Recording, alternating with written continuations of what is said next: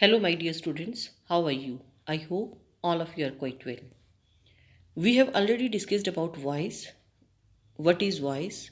Its type, that is active and passive voice. Then its rules, golden rules, how to change active to passive and how to convert active voice into passive voice in different tenses. Today in this video, I am going to tell you something more about voice. Active voice is more strong, clear, direct, concise, and to the point. As you all know, we have seen many examples of it also. The subject seems to be an observer. Active voice में जो हमारा subject होता है वो direct doer होता है, but in passive voice the subject seems to be an observer bystander. ऐसा लगता है कि जो हमारा सब्जेक्ट है वो हर एक चीज़ को ऑब्ज़र्व कर रहा है, वो डूअर से ज़्यादा हमें ऑब्ज़र्वर दिखाई देता है. And is way of working is neutral, shuttle, sophisticated in passive voice. In active voice, the subject is mere a doer, but in passive, the subject or a doer seems to be a receiver of an action. कि काम उसके लिए किया जा रहा है, वो receive कर रहा है किसी एक्शन को. I am going to give you an example. Dogs chase cats. Simple indefinite tense का सी सेंटेंस है, प्रेजेंट इंडेफिनिट का. अब यहाँ हमने ऑब्जेक्ट को सब्जेक्ट में कन्वर्ट किया. हमारा ऑब्जेक्ट है कैट. अब जो कैट्स है बेटा वो पैसिव में सब्जेक्ट बन जाएगा, और कैट्स जो यहाँ सब्जेक्ट है ये एक रिसीवर है किसी एक्शन का. एक्शन क्या है? चेज करना. And the subject in passive form is a receiver of an action. Dogs जो एक्टिव में सब्जेक्ट है, it will convert into passive. In passive it will be the object. Dogs chase cats. Cats are chased by the dogs. Dogs जो subject था वो passive में object बन गया. जो हमारा ऑब्जेक्ट था एक्टिव में वो पैसिव में सब्जेक्ट की जगह आ जाता है. ये क्रॉस चेंज हो जाते हैं एक दूसरे के साथ बेटा. Now today I am going to tell you how to change passive from active in the sentences having modal verbs. जिन सेंटेंसेस में मोडाल्स या मॉडल वर्ब्स होती हैं वहाँ हम पैसिव्स कैसे बनाते हैं. मॉडल वर्ब्स की एक पहचान होती है बेटा, इनके बाद हमेशा verb first form is used. It means present form is used. But to make passive of these, verb first form means be first form will be in passive plus third form of the main verb. जो हमारा main verb होता है उसका हम third form use करते हैं. I have given some examples of it. You can do it. You हमारा subject है, इट ऑब्जेक्ट है, and can do, can modal, do verb first form.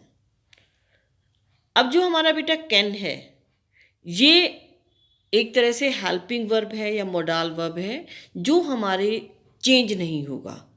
ये इससे पहले है लेफ्ट में, it will be as it is. Do हमारी first form है इसीलिए बी की फर्स्ट फॉर्म होगी बेटा. And then done third form of do. Again I am telling you, can अपनी जगह पर रहेगा, डू की जगह वर्ब की first form, and then third form of do, can do. It will change into can be done.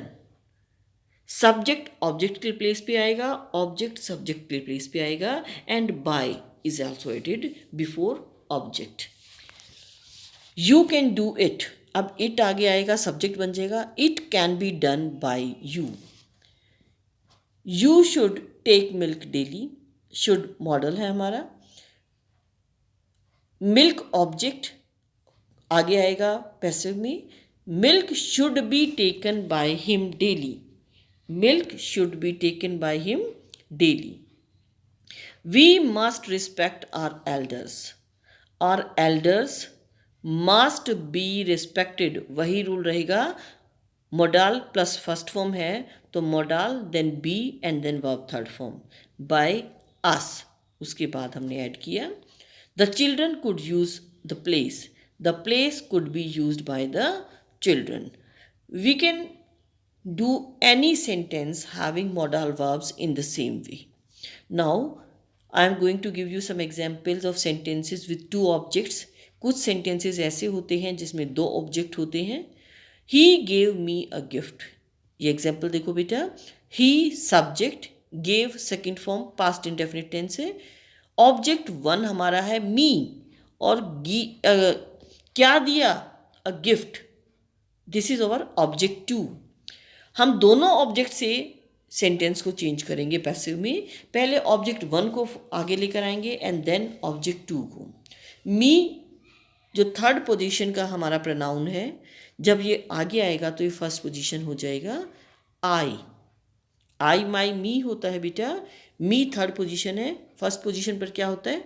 आई. तब जब ये सब्जेक्ट की तरह होगा तो आई होगा first position pronoun. I gave आपको पता है कैसे चेंज होगा. वर्ब की सेकंड फॉर्म तो बी की second was and then third form given. I was given a gift by him. जो हमारा सब्जेक्ट ही था बेटा, ये ऑब्जेक्ट में कन्वर्ट होगा and by him will be added at the end. अब हम सेकेंड ऑब्जेक्ट से देखेंगे. सेकेंड ऑब्जेक्ट क्या है? A gift. अब सब्जेक्ट किसको बनाएंगे? सेकेंड ऑब्जेक्ट को. A gift was given to me by him. One more example. He teaches us grammar. He is subject, teaching, teaches verb first form indefinite time है, us object one and object two is grammar. पहले हम अस object one को आगे लाएंगे. अस बेटा जब subjective जगह पर आता है तो क्या होगा? वी. टीचेस किस में कन्वर्ट होगा? Are taught. क्योंकि हमारा वी क्या है? प्लूरल है. अगर सिंगुलर होता तो इज होता, प्लूरल है तो are. We are taught grammar by him. अब हम ऑब्जेक्ट टू को आगे लाएंगे. Grammar is taught to us by him. Format will be the same, तरीका सेम वही है. वर्ब कैसे चेंज होगा? लाइक वर्ब, लाइक बी और थर्ड फॉर्म. ऑब्जेक्ट से पहले बाय लगा देंगे, सब्जेक्ट को ऑब्जेक्ट की जगह पर लाएंगे, ऑब्जेक्ट को सब्जेक्ट की जगह पर रखेंगे. सिर्फ हमें पहले एक बार ऑब्जेक्ट वन से करेंगे फिर ऑब्जेक्ट टू से. Both are correct. Now how to change active into passive in negative and interrogative sentences. Negative sentence negative रहता है और इंटरोगेटिव बेटा पैसिव में भी इंट्रोगेटिव ही रहता है, क्वेश्चन की फॉर्म में ही रहता है. He didn't eat fruits negative sentence का एक एग्जाम्पल है. अब बेटा ये किस टेंस का नेगेटिव है? सिंपल पास्ट का. सिंपल पास्ट का रूल क्या होता है? Subject verb second form plus object. अब सेकंड फॉर्म का नेगेटिव क्या है यहाँ? Did not eat. Second form को कन्वर्ट किस में करेंगे? बी की सेकंड में. बी की सेकंड क्या है? Was, were. All of you know, I have told you earlier in और प्रीवियस वीडियोज. फ्रूट्स ज़्यादा हैं, प्लूरल है, तो क्या आएगा वॉज वर में से? वर.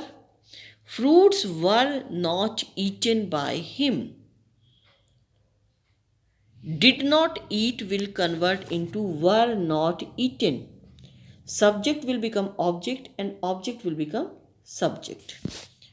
Now, interrogative sentence of the same. Did he like fruits? हमने नेगेटिव में किया था fruits were not eaten by him. अब क्या होगा? जो हमारी हेल्पिंग वर्ब है were, it will come forward to make it a question. Were fruits liked by him. Were fruits liked by him. It will be the passive of interrogative sentence. I hope all of you have understood it. We will continue it tomorrow in our next video. Till then, I hope all of you will revise all the 3 videos of voices. Thank you and have a nice day ahead.